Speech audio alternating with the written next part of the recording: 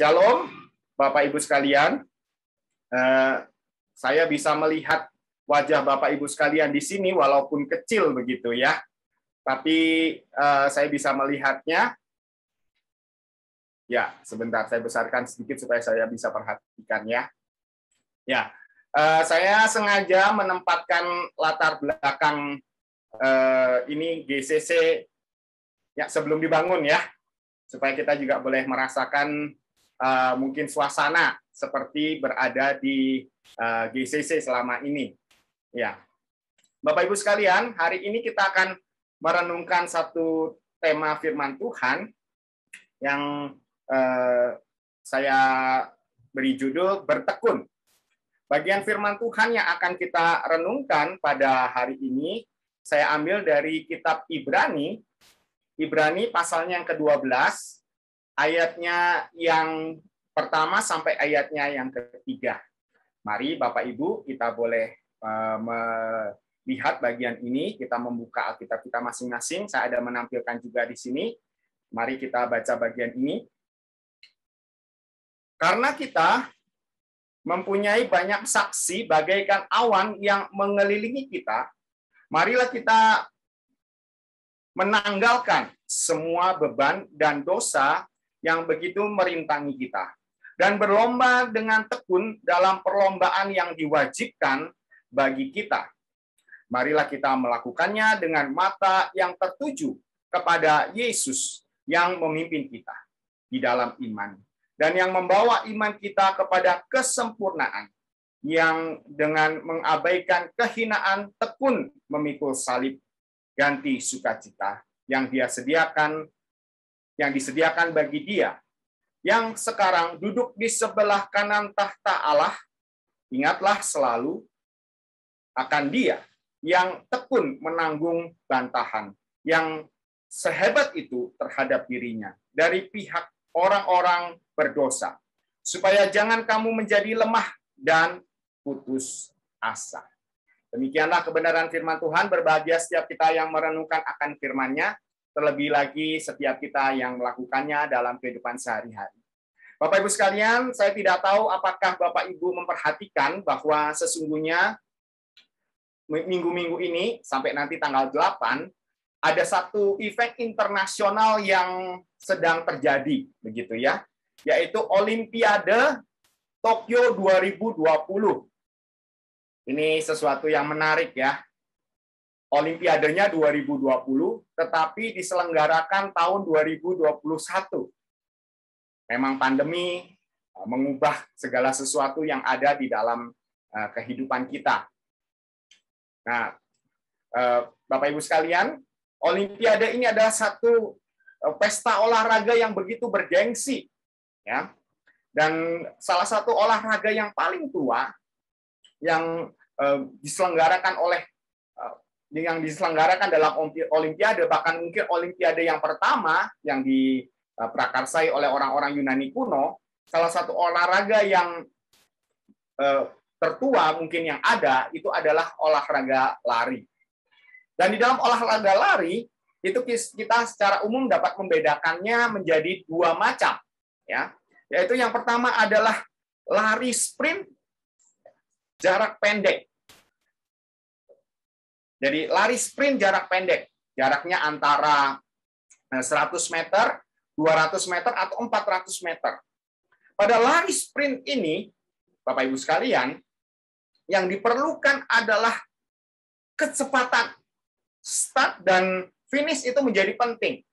Siapa yang bisa mengawali start dengan baik, ya, dan kemudian menuju kepada garis finish dan hampir selesai, dialah yang akan menjadi juaranya.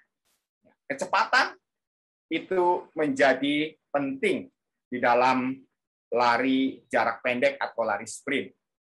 Dan kemudian lari yang berikutnya yang kita kenal itu adalah lari maraton.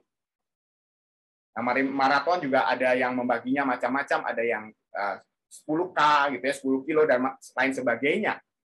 Nah, berbeda dengan lari sprint, lari maraton itu tidak memerlukan kecepatan. Kecepatan perlu, tetapi bukan itu yang paling penting. Kecepatan tidak menentukan seseorang bisa menjadi juara atau tidak. Yang menjadi penentu seseorang bisa menjadi juara dalam lari maraton itu adalah ketekunan. Ketekunan menentukan siapa yang akan menjadi juaranya. Bapak Ibu sekalian, di dalam Alkitab, kehidupan orang Kristen, kehidupan kita orang percaya, itu digambarkan sebagai lomba lari. Ya. Kehidupan kita, kehidupan iman kita, itu digambarkan seperti sebuah perlombaan lari.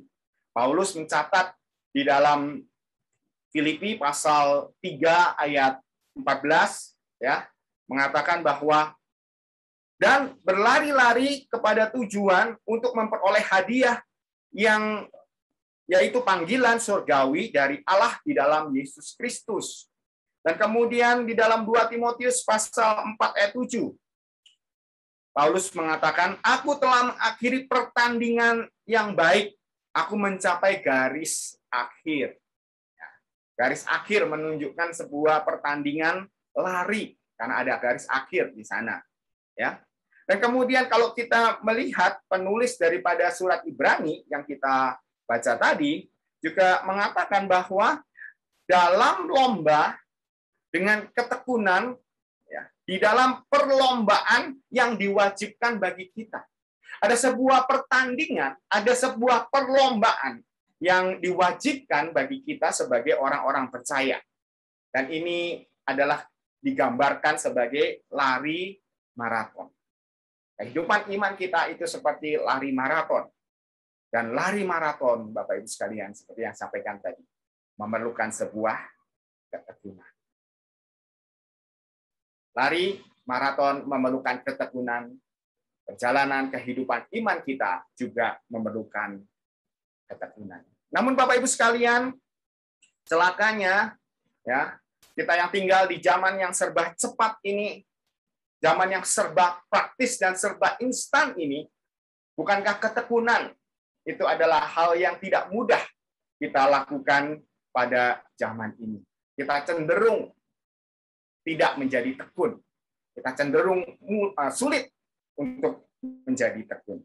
Oleh karena itu hari ini berdasarkan firman Tuhan yang kita bacakan tadi, mari kita bersama-sama belajar bagaimana sebagai orang percaya kita bisa menjadi tekun. Untuk menjadi tekun, Bapak Ibu sekalian, yang pertama kita perlu memandang kepada para pahlawan iman. Siapakah para pahlawan iman? Di pasal 11 dari Ibrani ini sebelumnya kita boleh melihat LAI memberikan judul perikop itu adalah saksi-saksi iman. Di dalam bagian itu kita boleh membaca tokoh-tokoh daripada perjanjian lama. Para nabi, para hakim, Raja Daud salah satunya. Bagaimana mereka itu adalah orang-orang yang menunjukkan iman mereka kepada Tuhan. Dan juga di dalamnya ada orang-orang yang tidak tercatat namanya. Namun mereka di tengah-tengah penganiayaan kepada jemaat mula-mula, mereka bertekun, mereka siap berada di sana. Inilah para pahlawan iman yang dikatakan di dalam bagian ini. Dan memang kitab Ibrani ini, surat Ibrani ini ditulis di tengah kepada jemaat di tengah-tengah mereka menghadapi penganiayaan, pergumulan mereka ketika mereka mengalami penganiayaan pada waktu itu. Oleh karena itu, di ayat pertama dikatakan, karena kita mempunyai banyak saksi. Banyak saksi di sana. Banyak saksi, Bapak Ibu sekalian, menunjukkan kepada para martir. Orang-orang yang sudah mengorbankan dirinya. Mereka adalah orang-orang yang merasakan penganiayaan kepada jemaat mula-mula oleh orang-orang yang membenci Kristus dan juga membenci gerejanya. Mereka bukanlah para penonton, orang yang melihat peristiwa itu, tetapi mereka adalah pelaku sendiri. Jadi mereka sendiri yang merasakan bagaimana sulitnya pergumulan mereka sebagai orang-orang percaya pada waktu itu. Artinya adalah mereka adalah orang-orang yang benar-benar merasakan dan membuktikan iman mereka di tengah-tengah penganiayaan yang ada. Dan di sini dikatakan bahwa banyak saksi di ayat pertama menunjukkan kepada kita bahwa kita tidak sendiri. Kita tidak seorang diri di dalam pergumulan yang sedang kita hadapi pada saat ini. Ketika pembaca daripada surat Ibrani ini disampaikan oleh penulisnya bahwa mereka tidak bergumul sendiri di dalam penganiayaan yang ada. Ada orang-orang lain, ada jemaat-jemaat lain, baik jemaat di Ibrani sendiri atau di gereja-gereja yang lain yang juga mengalami penganiayaan. Mereka tidak sendiri. Dan di sini dikatakan bagaikan awan yang mengelilingi kita. Awan yang mengelilingi menunjukkan bahwa sesungguhnya mereka mendapatkan perlindungan. Mereka mendapatkan satu lingkungan, satu atmosfer yang mendukung mereka di tengah-tengah pergumulan yang mereka hadapi. Bapak Ibu sekalian, berbicara soal berbagi mengenai perjalanan iman ataupun pergumulan. Saya teringat ketika tahun 2021, sebelum saya sekolah Alkitab, sekolah teologi, saya lulus kuliah waktu itu di Brawijaya Malam, teknik elektro, dan kemudian saya ingin bekerja. Saya pergi ke sana, ke Batam, karena katanya Batam itu adalah pusat industri elektronik. Jadi saya pergi ke sana. Saya pergi ke sana untuk mencari pekerjaan. Dan Bapak Ibu sekalian, ternyata tidak mudah mencari pekerjaan di sana. Walaupun teman daripada papa saya pada waktu itu menjanjikan ada pekerjaan. Namun ketika saya tiba di sana hampir 1 bulan, saya mencari-cari pekerjaan. Melamar ke sana kemari, ya. Mendengar ada lowongan, kita coba pergi, saya bersama dengan seorang teman saya, ya. Tetapi ternyata tidak mudah. Kami juga terus berdoa minta Tuhan membukakan jalan. Dan kemudian akhirnya saya dan teman saya itu mendapatkan sebuah pekerjaan yang cukup baik di sana. Dan kemudian Bapak Ibu sekalian, sebagai para perantau begitu ya, kami mencari lingkungan begitu ya, di mana kami bisa merasa nyaman, bisa merasa saling berbagi. Dan kebetulan waktu itu saya berjumpa dengan rekan-rekan dari GKI Dutamas. Sekarang namanya GKI Dutamas, waktu itu belum. Mereka menempati di gereja yang lama, ya. Dan saya bertemu dengan rekan-rekan di sana dan saya ikut di dalam persekutuan itu. Persekutuan yang begitu akrab karena kami sama-sama perantau, kami sama-sama senasib, begitu. Dan kemudian ketika kami bersekutu di sana, ada suatu kali ada seorang yang baru ya datang dari Pulau Jawa. Seorang pendatang lagi yang juga mencari pekerjaan seperti saya. Dan dia men-sharingkan kepada kami, aduh saya sudah berapa lama tidak mendapatkan pekerjaan, sudah lamar sana sini. Tidak mendapatkan pekerjaan.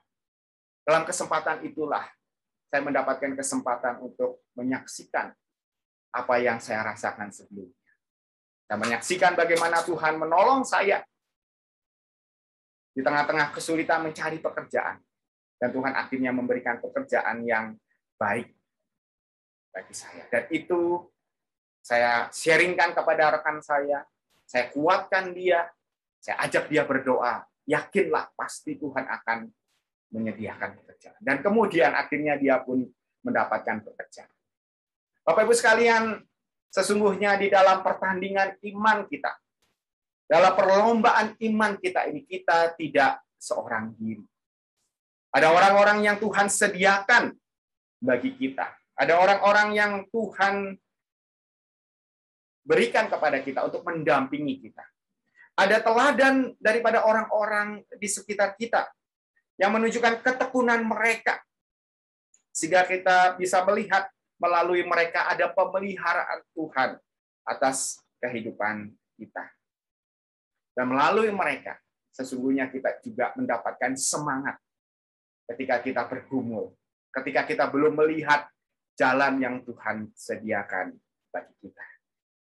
Untuk bertekun, mari kita memandang kepada para pahlawan iman, kepada saudara-saudara yang Tuhan sediakan bagi kita, untuk saling menguatkan, untuk saling mendorong, dan saling mendoakan. Hal yang kedua, bagaimana kita bisa bertekun? Kita perlu memandang kepada diri kita sendiri. Di ayat yang pertama, bagian B, dikatakan di sana, marilah kita menanggalkan semua beban dan dosa. Di sini penulis Ibrani mengatakan, tanggalkanlah semua beban dan dosa. Bapak Ibu sekalian, beban itu menunjukkan satu perasaan kita yang tidak mampu. Ada hal-hal kadang di dalam kehidupan kita, ya, kita merasa tidak mampu, kita sudah lelah. Bukankah itu banyak yang dikatakan oleh banyak orang di tengah-tengah pandemi ini? Ketika mereka terdampak akibat pandemi, akibat PPKM yang berkepanjangan, saya sudah lelah, saya sudah capek. Atau banyak hal-hal lain, ya, masa lalu kita, ya, kelemahan kita, itu yang menyebabkan kita tidak mampu melewati pergumulan yang ada. Kita merasa tidak mampu melewatinya. Dan juga ada dosa yang mungkin kita lakukan di masa lalu yang menyebabkan kita merasa tidak layak di hadapan Tuhan, tidak layak mendapatkan pertolongan dari Tuhan karena dosa yang kita sudah lakukan. Namun sesungguhnya kita sudah memohon ampun dan sudah mengakuinya di hadapan Tuhan. Berkaitan dengan beban dan juga dosa ini, saya teringat akan perkataan daripada Rasul Paulus di dalam Filipi pasal 3 ayat 13. Paulus mengatakan, tetapi yang kulakukan adalah aku melupakan apa yang telah di belakangku dan mengarahkan diri kepada apa yang di hadapanku. Paulus melupakan apa yang ada di belakangnya, ya, dan mengarahkan diri kepada apa yang ada di depan. Aku melupakan apa yang di depan. Bapak Ibu sekalian, ketika Paulus mengatakan aku melupakan, bukan berarti dia menjadi amnesia. Dia menjadi benar-benar tidak ingat sama sekali. Ya. Ingatannya kosong, blank begitu ya. Bukan demikian. Namun demikian ketika Paulus mengatakan aku melupakan, dia masih ingat bahwa dia dulu adalah seorang ahli Taurat. Dia dulu membenci akan jemaat Tuhan. Dia menganiaya gereja mula-mula. Namun demikian ketika dia mengatakan aku melupakan apa yang ada di belakangku. Aku melupakan itu semua, artinya apa? Dia melepaskan diri dari segala ikatannya di masa lalu. Baik, ikatan yang hal positif atau hal yang negatif, hal yang jahat. Paulus bisa saja berbangga dengan keberadaannya sebagai seorang ahli Taurat, tetapi dia mau menanggalkan itu semua. Yang dulu menjadi kebanggaan, dia anggap sebagai sampah. Paulus menanggalkan beban dan juga dosa. Dosanya menganiaya jemaat Tuhan. Ada seorang dari India yang bernama Sadhu Sundar Singh. Dia lahir di India dari keluarga Sikh. Ya, kita bisa lihat bagaimana dia pakai ikat kepala yang menjadi ciri orang Sikh. Ya. Dan dia hidup atau dia lahir di dalam keluarga yang cukup berada, Bapak Ibu sekalian. Dan dari sejak masa kecil, sejak masa remaja, gitu ya, dia rajin untuk belajar. Belajar hal-hal berkaitan keagamaan, baik agamanya sendiri, yaitu agama Sikh, ya, dan juga belajar agama-agama yang lain, termasuk di dalamnya dia membaca Alkitab. Namun demikian dia tidak percaya dengan apa yang ada di dalam Alkitab. Dia hanya menerima Alkitab sebagai satu pengetahuannya bagi dirinya saja. Namun demikian, setelah ibunya meninggal, dia merasa kecewa dengan apa yang dia rasakan. Dia merasa kecewa dan akhirnya dia menganiaya jemaat Tuhan. Bahkan dia sendiri membakar Alkitab. Namun demikian lewat sebuah peristiwa akhirnya Sadhu Sudar Singh ini dia bertobat. Dia menjadi pengikut Kristus. Oleh karena dia percaya kepada Tuhan, akhirnya dia diusir dari keluarganya. Dia disuruh meninggalkan akan rumah di mana dia tinggal. Dan Bapak Ibu sekalian, sejak saat itu Sadhu Sudar Singh itu hidup di dalam kesederhanaan. Dia meninggalkan kemewahan yang dia miliki sebagai anak orang kaya. Dia hanya mengenakan baju jubah yang berwarna kuning. Karena itu dia dikenal sebagai seorang yang berjubah kuning. Menunjukkan sebuah kesederhanaan. Dan dia melayani Tuhan, dia berkeliling ke berbagai tempat. Ya, bahkan sampai ke daerah Himalaya. Daerah yang lebih utara dari India. Dan di situ dia dikabarkan hilang. Sadhu Sudar Singh melepaskan diri dari segala ikatan yang ada. Ikatan masa lalunya yang menganiaya jemaat yang membakar Alkitab. Dan dia juga melepaskan diri dari segala ikatan-ikatan dengan keluarga yang menyebabkan dia tidak dapat bertumbuh. Dia tidak dapat menjadi pengikut Kristus. Bapak Ibu sekalian, dalam segala pertandingan iman kita, ada banyak hal yang harus kita lepaskan. Ikatan-ikatan yang menyebabkan kita tidak dapat bertumbuh. Bisa saja itu berkaitan dengan dosa kita di masa lalu. Jika kita memiliki dosa, datanglah ke hadapan Tuhan. Mintalah ampun. Dia akan mengampuni. Dan kita mendapatkan kelepasannya. Jangan lagi dibayang-bayangi dengan kesalahan di masa lalu. Ataupun hal-hal lainnya, bisa saja harta kita, kedudukan kita, menghalangi kita untuk kita menjadi pengikut Kristus yang sejati. Bapak Ibu sekalian, tidak hanya kita memandang kepada para pahlawan iman atau kepada orang lain dan kepada diri kita sendiri. Marilah kita juga memandang kepada Kristus. Di ayat kedua dikatakan, marilah kita melakukannya, yaitu mengikuti pertandingan itu, dengan mata yang tertuju kepada Kristus, yang memimpin kita di dalam iman, yang membawa iman kita kepada kesempurnaan, yang telah mengabaikan kehinaan, tekun memikul salib, ganti sukacita yang disediakan bagi dia yang sekarang duduk di sebelah kanan tahta Allah. Sini dikatakan, marilah kita memiliki mata yang tertuju kepada Kristus. Mata yang tertuju kepada Kristus menunjukkan kita mau percaya, kita mau menyerahkan diri kepada Yesus Kristus. Hal ini bisa kita bandingkan dengan peristiwa ular tembaga ketika pada zaman Musa. Ketika orang Israel tidak taat kepada Tuhan dan kemudian Tuhan menghukum mereka dengan ular yang mematuk mereka. Dan ular itu adalah ular yang berbisa.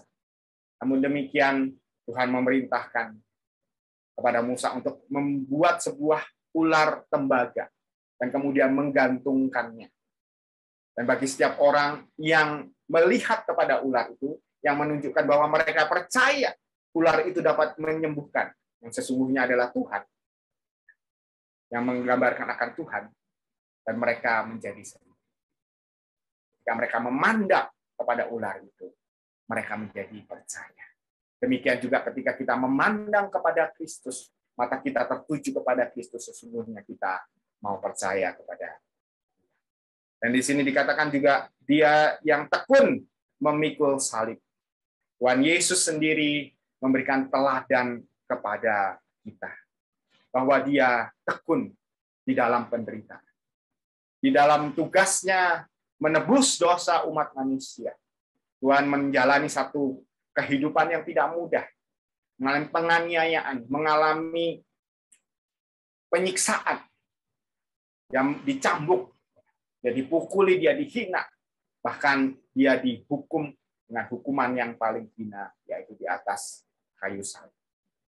Tuhan bisa saja berkata, aku mau meninggalkan ini semua. Aku tidak mau melanjutkannya. Namun demikian dia tekun di tengah-tengah penderitaan. Sebagai Allah, dia tidak harus merasakan semua penderitaan itu. Namun, demi menebus umat manusia, dia rela menanggung. Dan itu menjadi teladan bagi kita. Kalau Yesus saja tekun di dalam segala pergumulan yang ada, apalagi kita yang adalah para pengikutnya. Ya, yang ketiga dikatakan, ingatlah selalu akan Dia yang tekun menanggung bantahan yang sehebat itu terhadap dirinya dari pihak orang-orang berdosa, supaya kamu jangan menjadi lemah dan putus asa.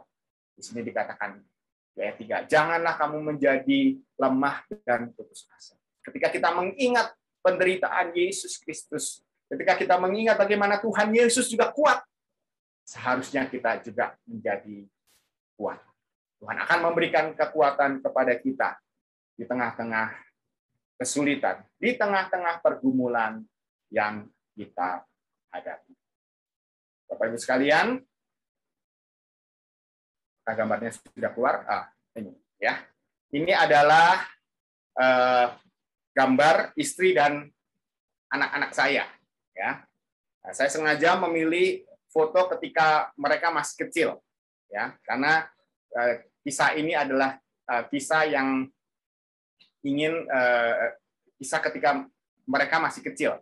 Anak saya yang paling besar, Nathan, ketika itu masih umurnya 4 tahun, dan John yang kecil umurnya masih sekitar 2 tahun. Ya. Nah, kami mempunyai kebiasaan bahwa kami sering pergi belanja, gitu ya, shopping ke supermarket itu bersama-sama. Kami mengajak anak-anak kami, saya dan istri saya, ya, mengajak anak-anak untuk pergi berbelanja, gitu ya. Ketika anak-anak masih kecil, mungkin mereka lebih suka di kereta, itu ya, kereta dorong, kereta belanjaan. Namun ketika mereka sudah mulai bisa berjalan, tentunya mereka ingin berjalan sendiri. Saya ingat ketika Nathan umur 4, sekitar 4, dan John umur 2 tahun itu, ya, karena Nathan lebih besar, saya izinkan dia untuk jalan sendiri, sedangkan John duduk di atas kereta belanjaan. Dan ketika berbelanja itu karena asiknya melihat barang-barang, gitu ya, dia suka sekali melihat makanan-makanan, kegemarannya itu susu waktu itu, ya. Wah, dia lihat, wah, banyak sekali barang-barangnya, dia keasikan. Sampai-sampai dia terpisah dari kami. Nah, ketika dia terpisah dari kami, dia mulai merasa panik. Ya, dia tidak bisa melihat mamanya, tidak bisa melihat saya, mulai panik, mulai takut, dan hampir menangis. Namun tak lama kemudian ketika dia melihat mamanya, wajahnya yang ketakutan itu berubah menjadi tersenyum. Dia menjadi tenang kembali, karena dia bisa melihat mamanya, dan disitulah dia tidak menjadi menangis. Sampai sekarang, peristiwa ini diingat oleh anak saya. Kadang dia bercerita tentang hal ini. Bapak Ibu sekalian, ketika memandang wajah daripada istri saya, anak saya merasa aman, merasa tenang, karena dia tahu ada mamanya yang bersama dengan dia, yang menjaga dan menolong dia. Bapak Ibu sekalian, di dalam pertandingan iman kita, bukankah kita tidak jarang menghadapi banyak pergumulan? Dan dalam keadaan yang demikian, terkadang kita merasa lemah, kita merasa sendiri, tidak ada yang sanggup menolong dan membantu kita. Pada saat-saat demikian, kita membutuhkan Tuhan Yesus. Kita perlu datang kepada Dia, memandang kepada Dia, karena Dia adalah sumber kekuatan bagi kita. Dialah yang menyebabkan kita bisa menjadi tekun, karena Dia telah menteladankannya kepada kita. Ketika menghadapi pergumulan, siapakah yang kita cari pertama kali? Adakah kita datang kepada Tuhan? Adakah kita memandang kepada Dia? dalam pertandingan iman kita. Kita memerlukan Kristus sebagai sumber iman kita, sebagai teladan dan juga kekuatan kita. Bapak Ibu sekalian, di dalam masa pandemi ini, untuk menghindari virus SARS-CoV-2 atau virus COVID-19, kita harus menerapkan apa yang disebut dengan 6M. M yang pertama, memakai masker, kemudian mencuci tangan, menjaga jarak, menghindari kerumunan, membatasi mobilitas, dan yang terakhir ini baru ditambahkan, yaitu menghindari makan bersama. Itu adalah ketika kita menghindari dari COVID-19. Ada yang disebut dengan 6M. Dan Bapak Ibu sekalian, untuk hidup tekun di dalam iman kepada Yesus Kristus, bukan 6M, tetapi 3M, setengahnya, ya, 3M. Yaitu yang pertama, memandang kepada orang lain. Orang lain yang di sini dimaksudkan adalah sesama kita orang percaya, baik pada masa lalu, para pahlawan-pahlawan iman, ya, atau orang-orang saudara-saudara seiman kita pada masa kini. Dan kemudian juga memandang kepada diri kita sendiri. Dan yang terlebih utama, kita memandang kepada Yesus. Bapak Ibu sekalian, bukankah di dalam masa pandemi ini, di dalam masa apalagi disebut dengan PPKM ini, kita makin memerlukan ketekunan di dalam iman. Dan kita memerlukan 3M ini. Kita perlu memandang kepada orang-orang lain. Kita boleh melihat bagaimana rekan-rekan kita yang mungkin terpapar oleh COVID-19, mereka menjadi sakit. Dan juga ada juga mereka yang mungkin terdampak, mengalami kesulitan pekerjaan, kesulitan di dalam usaha. Namun mereka boleh melihat bagaimana tangan Tuhan menolong mereka. Bagaimana Tuhan menguatkan mereka. Dan melalui mereka, kita juga akhirnya dikuatkan di tengah-tengah mungkin pergumulan yang kita hadapi pada masa ini. Dan ketika kita memandang kepada diri kita sendiri, marilah kita menanggalkan segala beban, rasa ketidakmampuan kita di tengah-tengah pergumulan mungkin karena dampak COVID ini kita sulit mendapatkan pekerjaan, ya. Ataupun juga mungkin ada di antara kita yang merasa bersalah. Ada seorang rekan yang teman yang bercerita oleh karena ada anggota keluarganya yang meninggal oleh karena COVID-19 ini. Dia merasa bersalah, gitu ya. Oleh karena dia merasa dia kurang sigap di dalam merawat keluarganya yang terkena ini. Mari kita tanggalkan ini semua. Kita lupakan yang masa lalu. Kita memandang kepada ke depan. Kita memandang kepada Yesus Kristus. Jika Tuhan bisa menolong kita, jika Tuhan sudah bertekun di dalam pergumulan, terlebih lagi Dia akan menolong kita di dalam segala pergumulan yang kita hadapi. Dan Bapak Ibu sekalian, bagaimana caranya supaya kita bisa melakukan 3M ini? Bagaimana kita bisa memandang kepada orang lain, bagaimana kita bisa memandang kepada diri sendiri, dan kita memandang kepada Yesus Kristus. Bapak Ibu sekalian, itu semua bisa kita lakukan di dalam komit, di dalam kelompok bertumbuh bersama. Mungkin waktu ini kita tidak bisa melakukannya secara onsite, tetapi kita tetap boleh saling menguatkan, saling mendukung satu dengan yang lain melalui online maksud saya. Ya, kita bisa lewat Zoom atau lewat WhatsApp gitu ya. Kita boleh saling mendukung satu dengan yang lainnya. Kita menguatkan orang-orang yang mungkin dalam kondisi yang begitu lemah, banyak pergumulan. Kita mendoakan dan diri kita juga mendapatkan kekuatan. Dan kita belajar bersama-sama dari firman Tuhan. Bagaimana Tuhan bisa menolong dan membantu kita dengan memandang kepada Yesus Kristus. Paulus di dalam 2 Timotius pasalnya yang ke-4 ayat ke-7 mengatakan, "Aku telah mengakhiri akan pertandingan yang baik. Aku telah mencapai garis akhir dan aku telah memelihara iman. Paulus, dia sudah menyelesaikan tugasnya. Dia sudah menyelesaikan pertandingan imannya. Oleh karena dia bertekun. Bapak Ibu sekalian, kita masih harus berlomba di dalam perlombaan iman kita. Terlebih lagi di dalam masa pandemi ini yang kita tidak tahu sampai kapan ini akan berakhir. Pemerintah memutuskan 2 minggu untuk PPKM pertama, ditambah lagi 1 minggu, ditambah lagi. Dan kita belum tahu kapan ini semua akan berakhir. Di dalam segala situasi dan keadaan. Kita perlu tetap bertekun di dalam Tuhan. Adakah kita bertekun di dalamnya? Dengan saling menolong, di dalam komit kita, saling mendoakan. Marilah kita boleh belajar bertekun di dalam pergumulan kita, di dalam pertandingan iman yang sedang kita jalani saat ini.